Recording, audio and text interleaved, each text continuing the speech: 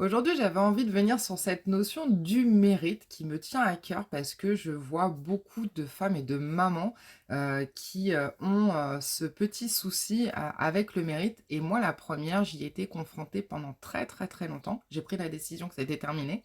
Et donc, je voulais vous faire partager un petit peu cette histoire-là, ces histoires-là.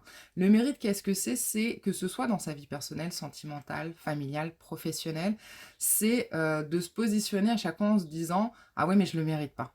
Je mérite pas d'être aimé. Je mérite pas de réussir professionnellement. Je mérite pas d'avoir des compliments. Je mérite pas de me lancer». Heu, Qu'est-ce que c'est que cette notion de mérite? Ça veut dire quoi mériter quelque chose? Mériter quelque chose, c'est, être par ses actions, ses pensées, ses paroles, être en droit de prétendre à. Quand c'est quelque chose de positif. Parce qu'effectivement, il y a un versant négatif. C'est-à-dire que par ses actions, ses pensées et ses paroles, eh bien, on mérite une sanction. On mérite d'être mal jugé ou autre. Mais souvent, en fait, la notion du mérite, on l'aborde inconsciemment de façon négative.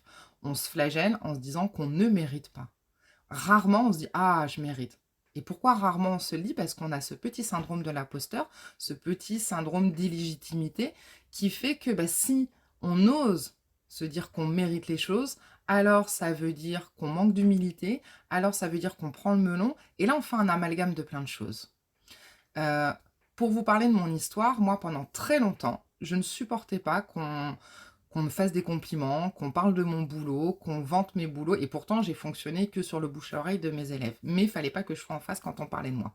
Pour vous donner un exemple, il y a 2 ans, j'ai été invitée à une soirée par une de mes adhérentes, donc il y avait beaucoup de gens et des gens notamment que je connaissais pas et en milieu de soirée, eh bien, elle est venue me chercher en me disant: «Ah Céline, faut que tu viennes parce que j'ai pas arrêté de parler de toi à mes copines, à tes cours et tout, elles voudraient avoir des informations». Et là, je me suis mis à piquer un phare de dingue, à avoir chaud, à avoir le cœur qui palpite parce que non, je voulais pas parler de mes cours. En plus, on était en soirée et puis ça me foutait mal à l'aise. Et donc qu'est-ce que j'ai fait? Eh bien, je suis allée voir ces demoiselles en leur disant, «Ah ben non, en fait, on est en soirée donc là, moi, je suis au moment de me détendre, j'ai pas trop envie de parler de mon boulot». Truc complètement débile. Parce que quoi? Parce que j'estimais ne pas mériter qu'on me mette en avant. Et ça m'a travaillé pendant une longue période. Et ce sentiment d'avoir la sensation, même inconsciente, des fois, de ne pas mériter les choses, ça vient faire un cercle vicieux.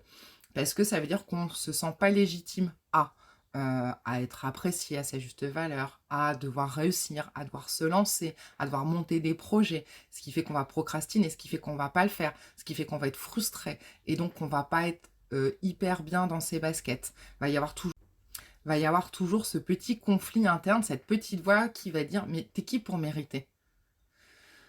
Et donc il faut faire un travail parce qu'à un moment donné, quand on voit que ça nous empêche d'avancer, sentimentalement, familialement, professionnellement, de se dire: «Pourquoi? Pourquoi moi j'y arrive pas? Pourquoi je j'arrive pas à la hauteur de ce que j'aimerais?»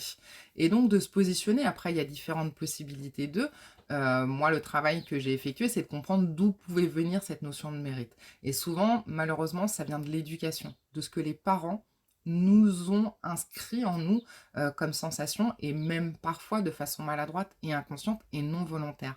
Pour ma part, moi j'ai un papa qui en permanence, et notamment au niveau scolaire, tout ce qu'on faisait c'était pas assez.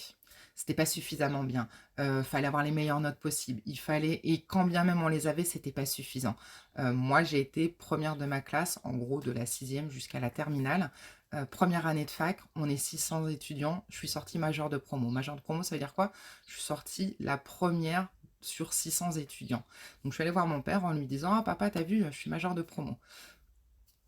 Première remarque et puis surtout seule réaction: «Ouais et alors? T'aurais pu faire mieux». Comment te dire que ouais, peut-être j'aurais pu avoir 20 sur 20 de moyenne. Et en fait, quand, on est parent, on se rend pas compte des fois de la portée de nos mots, de nos actions.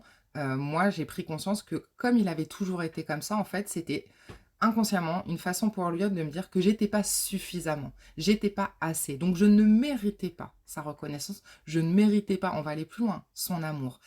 Et ça, faut en prendre conscience quand on est parent. Nous, en tant que parents, des fois, on sort des phrases et on se rend pas compte de la portée, mais chez l'enfant, avec son monde à lui et quand c'est répétitif et ben, ça vient inscrire ce genre de sentiments d'illégitimité et qui peuvent être dramatiques pour la vie sociale, pour la vie affective et pour la vie professionnelle. Donc à partir du moment où on prend conscience de où peut venir ce sentiment, c'est après de prendre sa part de responsabilité et de se dire: «OK, c'est terminé. Maintenant, mériter quelque chose, ça veut dire quoi? C'est se positionner. Quelles sont les actions que j'ai faites positives pour avoir le droit de mériter de?»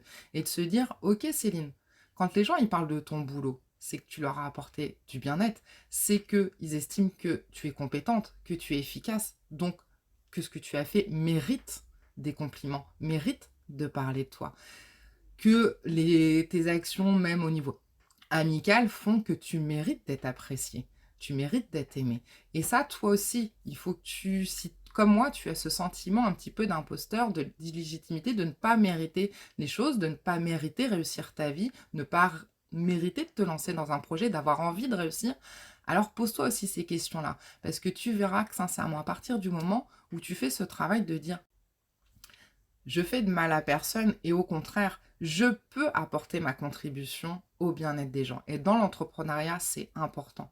Quand tu sais quel est le domaine vers lequel tu veux t'orienter, là, il faut tabler. Oui, il y aura toujours des gens qui auront 30 ans d'expérience, qui seront peut-être à un niveau au-dessus de toi. Et ça, quel que soit ton niveau, même quand tu es expert, tu auras des experts qui auront 40 ans d'expérience au-dessus devant eux.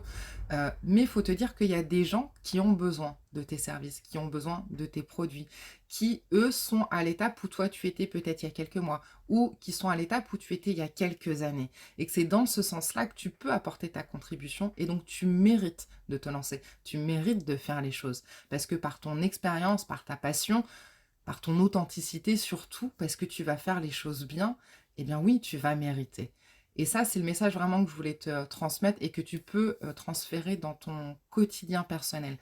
Moi, le travail que j'ai effectué, il a été grâce au bouquin, mais je sais qu'effectivement, les formations sur la plateforme Master Business, notamment celle de Paul Pironnet, sur gagner en confiance pour passer à l'action grâce à la PNL, m'a permis de me dire: OK Céline, si tu mérites, tu as des choses à apporter aux gens, tu as des compétences, tu as des expertises, tu as des passions, tu as des expériences de vie, eh bien transmets-les, d'accord? Il y aura toujours des gens qui feront mieux que toi, mais c'est pas grave. Il y a des gens qui ont besoin de toi et qui viendront à toi parce que c'est toi, c'est ta façon d'amener les choses, c'est ta façon de dire les choses. Euh, et donc, d'oser me lancer. Toutes les formations, pareilles, de Jamel Lazare sur l'estime de soi, d'Omar Villalobos sur la confiance, comme il y a des petits exercices qui te permettent justement pas juste de dire: «Ah oui, effectivement, j'ai une estime de moi qui est pas au plus haut». Non, c'est de te dire: «OK, ton bilan, il en est où? Aujourd'hui, tu te situes où? Maintenant, voici les exercices que tu peux faire dans ton quotidien pour justement te transformer à ce niveau-là. Transformer ton état d'esprit et puis t'épanouir, être à l'écoute de toi, de qui tu es, d'être authentique et puis d'oser mériter les choses. Parce que tu mérites, comme moi, d'être heureuse. Tu mérites, comme moi, d'être aimée. Tu mérites, comme moi, de te lancer. Tu mérites, comme moi, de réussir ta vie professionnellement. Donc sur ces bonnes paroles, je te souhaite une excellente fin de journée. Et puis, tu peux me laisser en commentaire sur quel domaine, toi en particulier, tu as cette sensation de ne pas mériter les choses. Que ce soit sur le plan personnel, sentimental, professionnel. Est-ce que toi aussi, dans ton entreprise, ou si tu as envie de devenir entrepreneur, tu as ce petit imposteur qui vient te dire: «Ah, mais je suis qui pour?» Non, il y a, on enlève la question d'humilité. Mériter, c'est pas avoir le melon. Quand on dit oui, je le mérite, c'est pas prendre la grosse tête. Non, c'est juste être lucide avec soi-même, faire un point, et puis pour pouvoir justement